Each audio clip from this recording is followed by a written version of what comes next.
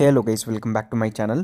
Hope all are doing well. So இன்றைக்கி பார்த்தீங்கன்னா நான் 25 கிராமோட கண்ட்ரி டிலைட் பால் ஆர்டர் பண்ணியிருந்தேன். ஸோ அது கூட யோகா பார் லைக் என் தங்கச்சி வாங்கிட்டு வந்திருந்தா. சரி, இது யூஸ் பண்ணலாம், நம்ம மில்க் ஷேக் ஆக்கிடலாம். அது கூட நான் ஆப்பிளும் ஆட் பண்ணிட்டேன். இது சிம்பிள் ரெசிபி. உங்களுக்கு ஒரு 35 கிராம்ஸ் ப்ரோட்டீன் கிடச்சிரும். ஸோ டக்குன்னு யாருக்கும் வெறும் பால் குடிக்க பிடிக்கலைன்னா இதை வச்சு இந்த மாதிரி ஷேக் பண்ணிக்கலாம். ஸோ நானும் இன்றைக்கி ட்ரை பண்ணேன், அதனால உங்களுக்கும் சொல்கிறேன் இதோட டேஸ்ட் எப்படி இருக்கும். ஃபஸ்ட் நான் பால் நல்லா ஊற்றிட்டேன், அதுக்கப்புறம் யோகா பாரும் போட்டுட்டேன்.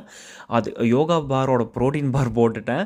ஸோ அதுக்கப்புறம் ஆப்பிளெல்லாம் போட்டு ஜம்முன்னு ஒரு மிக்சியில் ஒரு தட்டுன்னு தட்டிட்டு அதுக்கப்புறம் அந்த ஜூஸ் ரெடி ஆயிடுச்சு. நல்லா கிரைண்ட் பண்ணிட்டேன்.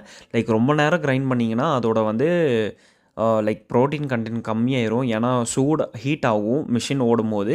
ஸோ அது மட்டும் பார்த்துக்கோங்க. மிக்ஸி ரொம்ப கிரைண்டு பண்ணாமல்.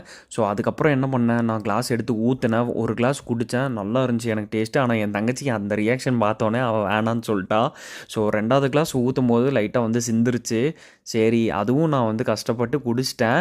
ஆனால் எனக்கு ஒரு 35 கிராம்ஸ் ப்ரோட்டீன் சொன்னாலும் மிக்சியில் கிரைண்ட் பண்ணதுக்கப்புறம், ஏன்னா மிக்சியில் ஒட்டியிருக்கும், அட்லீஸ்ட் ஒரு 30 கிராம் ப்ரோட்டீன் உங்களுக்கு கிடச்சிருக்கும்.